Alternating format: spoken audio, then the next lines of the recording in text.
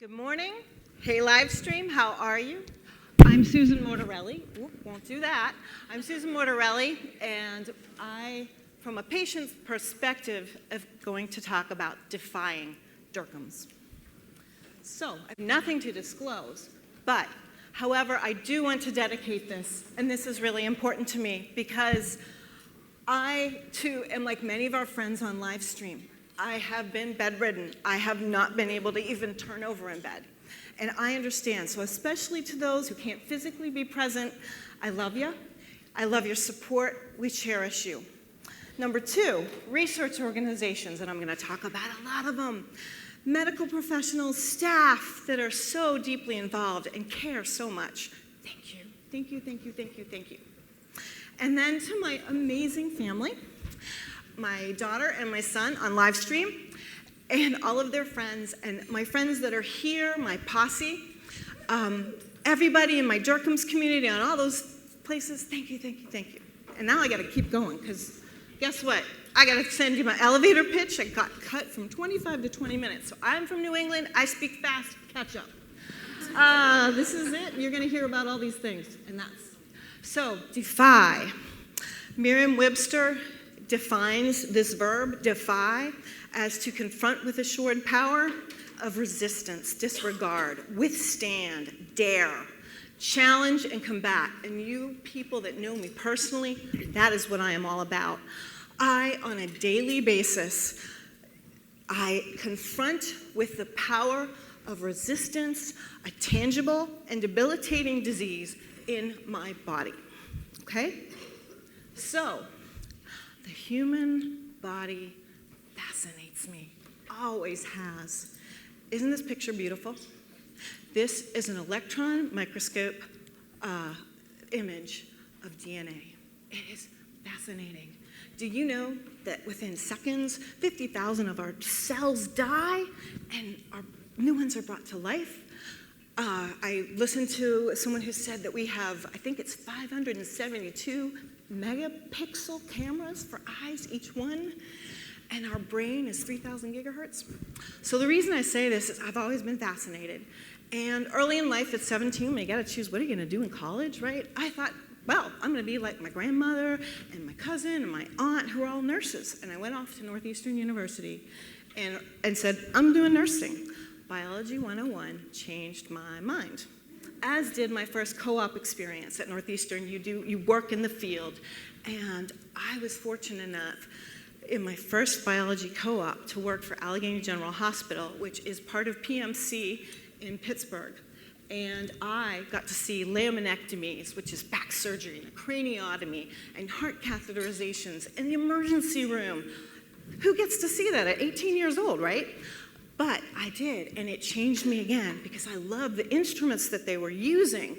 And so I said, you know what, I've got to get into this. My father was an electrical engineer, and I switched into industrial engineering. I had no electives left, but I did great. So then I had my dream job. So I worked first as a manufacturing engineer in various health professions. I actually worked with heart catheterizations and things like that. Long story short, as an auditor, medical device auditor for 1345, I audited MRIs and surgical suite lighting, vein viewers, a cryolipolysis machine, which we'll talk about, defibrillators, you name it. I won the lottery. Awesome job, right? So at the peak of my health and lifestyle, I was a conference chair about 5 years ago now.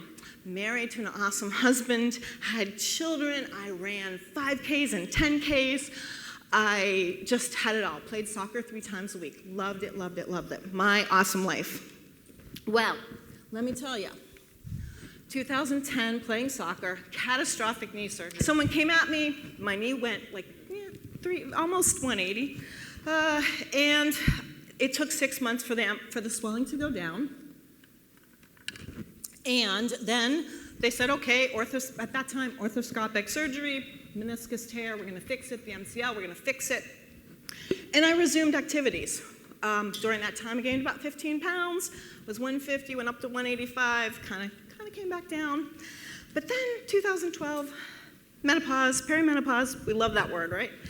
Odd changes, weird fat, weight gain in weird places, digestion issues, cankles. I would go on a business trip and it would take 5 days for the fluid, the cankles, to be removed. So, you know that cryolipolysis machine? I thought, I'm just gonna get a few sections done. Ooh, now that I know what I did to my body, part of it. So then, fast forward a couple years, in 2013, on a hike with my husband for our anniversary, I felt this weird pop on the right-hand side of my left knee. And I thought, oh my gosh, now it's the ACL. All I did was step down off a rock. I go in, get the MRI from my orthopedist, and they immediately say, oh my gosh, surgery now. 2 aggressive intra-articular lesions. That's what they could see. I go in, they were suspicious of PVNS, which is polyvillonodular synovitis. It makes all kinds of lumps all over your joints. Okay, immediately biopsy. This is what they found. Read the red. Significant inflammatory tissue, extremely inflamed, inflammatory, fatty in nature, inflammatory tissue with tannish color. They found it in many regions, and it says, another area of tanned colored tissue, inflammatory, fatty in nature, was removed because of its color. So, okay, fine. They said synovial line fibroadipose tissue. Oh my gosh, I'm never gonna make it. But so, something didn't add up. Something was not right. Those of us from the 60s, Miss Clavel, Madeline, something is not right. Something is not right. So this was different. And basically I went from a normal, healthy person in 18 months to someone who was terribly, terribly ill. I had increased fat tissue.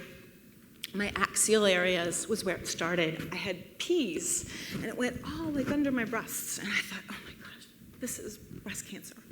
No. Upper arms, you name it. Middle of the buttocks.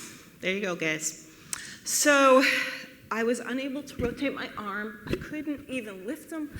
I had to cut my hair super short because I just couldn't do it. Fiery, itchy skin, and I would scratch it till it would almost bleed. And then there would be this fluid-filled lump, and they were like the size of peas, almonds, walnuts, all over my body, in my ribs, in my stomach. Some of the stuff was hardened and fibrotic. I had an increased sensitivity to touch. I couldn't bear to wear clothes, stopped wearing bras and things. If the cat would even dare to come near me, it would get batted off. I was unable to stand. My son lovingly built me a stool that I could sit on to make dinner or do things that I had to do. And I ached and throbbed. So I had a poisoned, toxic feeling. I had off-the-chart pain. People kept saying, what's your pain level? I'm like, 20. 20? If this is how I describe it, you put a tourniquet on, like a blood pressure cuff, and you pump it to 300, and you just leave it there. And that was my body, my whole body, 300. Right? Neurological effects. I'm an engineer. I couldn't form thoughts. I couldn't think, crushing hemiplegic migraines, tinnitus, you name it. It's all up there. I went to my Boston endocrinologist, who I've had for 30-something years. He said, exercise, lose weight. I didn't change anything. I still ate healthy. I didn't understand it. He took my ESR and CRPs. They were off the charts. And did a barrage of tests. Most of them coming back normal. Nothing. What the heck is it? So I just decided I'm a hypochondriac. Maybe my husband would agree. Probably not now. So something's not right. And hopefully this will go quick. So this was the transformation in my body that was happening. And typically, again, I had great muscle tone, always thick skin. But these lumps were appearing all over my body.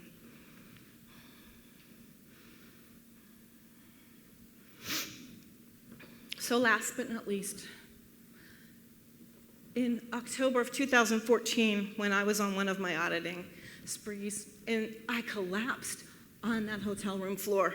I had a crushing headache. I had lumps that I just would come up overnight, it felt like. And I just said, God, please reveal what this is. So, your takeaway, you are all unique. You are your own body experts. So yes, I'm rare. My father had an anaplastic cancer cell. He died when I was 13. My mom had a Mullerian cancer cell from conception. She died of ovarian cancer when I was 22. My brother has Hodgkin's lymphoma, rare lymphoma, but thankfully, after all of the treatments, he's still alive at 60. Me, I have migraine with aura or seizure. You heard a little bit about that this morning. That happened at 11. I was on phenobarbital. Hashimoto's at 16, PCOS at 17, endometriosis, IBS in the 20s, 5 laparoscopies in IVF, and then hemiplegic migraine is the new terminology for those auras, and rosacea, and I had some radiation for that. Whoops, go back. So, my brother said, Susan, go see Zach. Zach is a hematological oncologist who treated my mother 30 years ago, and now treated my brother. He said, Susan, you have Lynch syndrome. You are rare. So he is like house, every test, no matter what, to the nth degree, and long story short, he was suspicious of FML and neurofibromatosis, and he biopsied. And Dr. Yude, when he biopsied one from here and one from my inguinals, it took him an hour and 15 minutes to get it out, and said, I've never seen anything like this in all my 25 years of vascular surgery. So, it's December 10th, you've got Dercums, and he gave me a sheet of paper, and here it is, four of the things that were up there. Extreme debilitating pain. I was bedridden. There was no way I could have just reached down and opened that and lifted that up. Kryptonite is what I called it. And they put me on gabapentin. I immediately had an anaphylactic shock. I can't take oxycodone. I don't do well with anesthesias. I had to think out of the box. So my out-of-the-box thinking was Dr. Håkan Borson. There's this paper about him. Zach said, search your Viking roots. I went on, looked for NIH trials. I read every paper on Dercums and lymphedema. Dercums and the lymphatic system. Looked into functional medicine, Ayurveda, Chinese herbal medicine, acupuncture. And I joined all of these groups on the right-hand side. And I'll talk about them a little bit too. So, in my journey, I got my diagnosis. I checked, there were no NIH trials that I could find.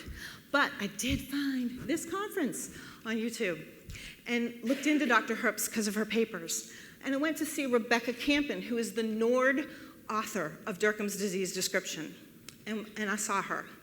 And then I said, okay, I gotta try to move. And so that's me moving. I walked 1/10 of a mile, thought I was gonna die. I walked so slow, walked so slow that it was like 90 degrees. Do you see the dots on the flowers? Yeah. I'd lived there 25 years, never saw those dots on those flowers. Whoop, gosh, this is fast. Okay, so then I started looking, my functional medicine nutritionist, Haley Pomeroy, I got better. Look, I started to get better because I started to take all the inflammation and other things. I was healing my metabolism. I got involved with Catherine Seo, and she said, Susan, try the NIH again, and I got in. I started doing some races. Back to races. My friends carried me along, step by step by step. And then I finally got to the NIH trial. And the reason they accepted me was because of my brother and my aunt, who has FML, and our unique stories. I then got to see, after an 11-month wait, Dr. Herbst. And when I went into her office, the first thing she did said, because I could barely walk and stand, she said, Susan, raise your foot. And I did. And there were lipomas on the bottom of my feet. I'm rare. I have them in my hands. Okay? So, she loves rare artists, and I did a submission. And it was called Kryptonite, because this disease would bring even Superman to his knees. I attended my first FDR conference. I started with Global Genes, and I did a virtual walk. And we lived near the marathon route 1 mile away, and it was amazing to have people honk. I was walking, but people were honking. So there's so much to tell you. I took papers back, and I'll talk about that. I then went and had wall surgery with Dr. Bird, which I'll discuss next. I started sharing Dr. Eicher's presentation with my daughter's pediatrician, because I knew something wasn't right there either. And then, because of my search, I had gone and talked with, because of Håkan Borson's research on liposuction for Dercums, I had been searching and searching. And after that conference, I decided, okay, I talked with Dr. Stutz and Dr. Bird, and that's what got me started. I went for the consultation, and then on Facebook posts, someone had had surgery, and she said that her pain was completely relieved. I was still at 20/10. I knew that this was my answer. So I called, booked the last 2 appointments. My doctors were out of town, but my daughter was available because when we saw Dr. Herbst, she was confirmed with classic lipedema in her body. So my wall surgery, and then FDRS, Salt Lake Research, whoop whoop, and I brought my neighbor. Then I went back to an orthopedic surgeon because the stuff in my knee was growing back, and he said, yes, Susan, that's Dercums. We cannot do anything about it. He knew Dercums. Amazing. Actually, the last piece is then I live close to Boston, and they started Learn, a lymphatic education and research network, had their first ever symposium teaching doctors about the lymphatic system. So this was some of the other things that I did, and I'm not going to have enough time, but be your own advocate, and science takes time. So quickly about my wall surgeries, and you'll be able to see all my slides. I had back-to-back wall surgeries in March. Immediately I had relief from my pain. It did not take my Dercums away. They're still underlying in there, and there's still huge nodules, but it gave me back so much of my life. These are my other pictures, and you can walk through those. But you'll see, you can see some of the lipedema. Dr. Herbst wasn't exactly sure. So I had 76 incisions, and you've probably, contact me. You've got my business card in front. But what I want to get to is that is the next piece.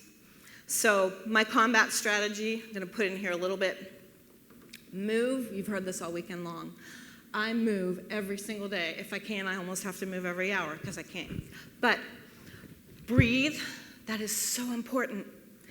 And you need to release and be grateful and gratitude. So prayer and gratitude journals, huge. Aquatic exercises. If you don't have a pool or can't get to one, a magnesium salt bath. I have a FlexiTouch I use acupuncture and gua sha. See that spoon? My therapist who's here taught me how to do gua sha with the back of a spoon. And it makes those lipomas, it releases stuff, and it makes them like butter. So use these techniques. I eat real food. I drink a ton of water. I detox with various things. So all the same stuff, the great stuff we've heard this weekend. My supplements. But this is what's really, actually, I'm going to stop here for a second. When I have to combat pain, pray, my music, always, because it takes you to a different place, and it lifts you, and it gives you endorphins. Turmeric, cold. I'm one of those, I have to be outside. I love my negative degree days because that helps me. Your strategy, it's unique to you, and you have to call out your own orders and bushwhack your own path. And you know what? I'm just going to go over. So Tammy, I'm sorry, but this is important because I don't know what's more frustrating. Doctors that don't know the answers or the unwillingness to investigate and become educated. It made me want to throw in the towel. But thankfully, people helped me. And I went back, and 4 out of the 25 professionals that I saw and said, I have Dercums, this is it, right? Advocating. It's over my head. There's no cure. It's not life-threatening. And it's not my passion. Well, it's my passion. And I've got a group of people in New England that we're going to get started. So, see this? Catalyst. Do you remember the scientific term? In order to cause or change a reaction, you need a catalyst. And guess what? This is my favorite phrase. The catalyst is not consumed in the process. I'm not going to get consumed because I have each and every one of you, because I've left my business card down on the front of your desks. That's the first business card I've ever had in 5 years because I had to leave my dream job for a new job to educate. So that's the lesson. My healing healthcare team, they're willing to work with me and think out of the box. So this is my timeline. This is what I've been doing this year. I have a friend who works at Sanofi Genzyme. She said, Susan, come meet the North American president. I want him to know about Dercums. And he was gracious to talk to me at the Rare Disease Day. Bub Lazard, we're going to auction those off. I've made this amazing friend across the seas who's taken 1,000 lipedema women to do research to get the right kind of garment for you, because she has lipedema. I went to Rare on the Road last month.